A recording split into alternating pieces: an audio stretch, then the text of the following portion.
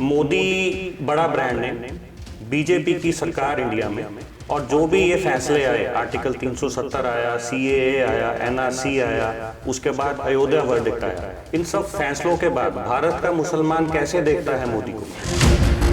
Sir, आप profit Mohammad के वंश से हैं और बीजेपी में भी मुस्लिम चेहरा है, मुस्लिम कम्युनिटी का, तो क्या आपको कभी इन फैसलों से कभी कुछ ऐसा फील हुआ कि बीजेपी का कोई फैसला आपको कभी गलत लगा हो अपनी कम्युनिटी को आगे रखकर?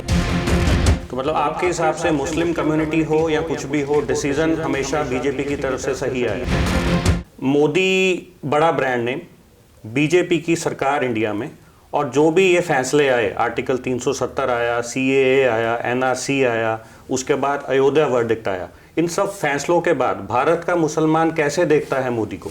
देखिए, एक चीज़ आपको समझना होगा, लिहाज आँख का रिश्तों का डर नहीं होता जब एक शख्स के हाथों में घर नहीं होता। जी। मोदी जी ने आने के बाद अच्छा, कोई चीज़ जो है वो चोरी चोरी चुप्पे चुप्पे नहीं हुई है।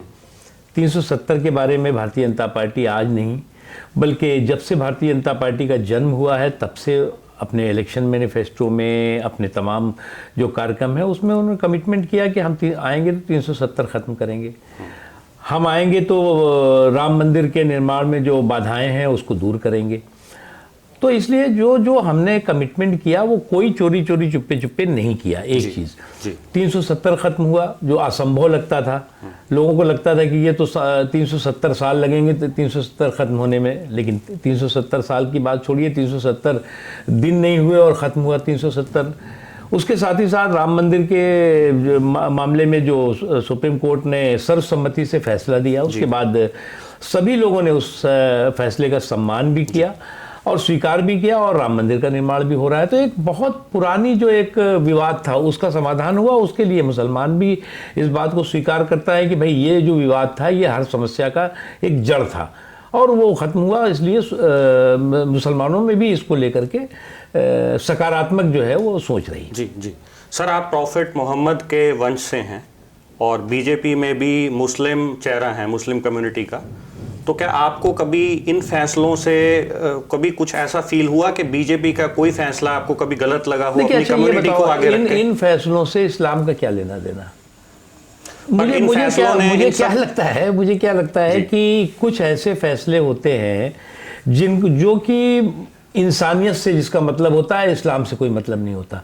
लेकिन अनफॉर्चुनेटली कुछ लोगों ने जो इसके पॉलिटिकल एक्सप्लाइटर्स रहे हैं, जो राजनीतिक शोषक रहे हैं, ख़ासतौर से सो कॉल्ड सेकुलर शोषक, उन्होंने जो है वो हर मुद्दे को डर और भ्रम का और भय का माहौल पैदा करके किस तरह से वोटों का शोषण करो, किस तरह से मुसलमानों में भय और भ्रम का माहौल पैदा करो, उसकी कोशिश करते रहे और उसका नुकसान मुसलमानों को बहुत हुआ है। इसलिए मुसलमानों में भी अब ये सोच बदली है, समझ आई है कि ये सब चीज़ें जो है वो जो देश के हित में जो मुद्दा है वो उनके हित में भी है। जी।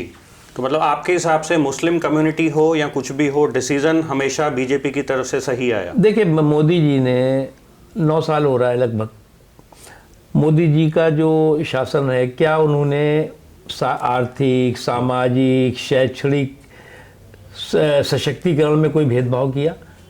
जब उन्होंने भेदभाव नहीं किया तो उनके साथ भेदभाव क्यों? ये एक बड़ा सवाल है। दूसरी चीज़ ये कि जहाँ पर भी बीजेपी की सरकारें हैं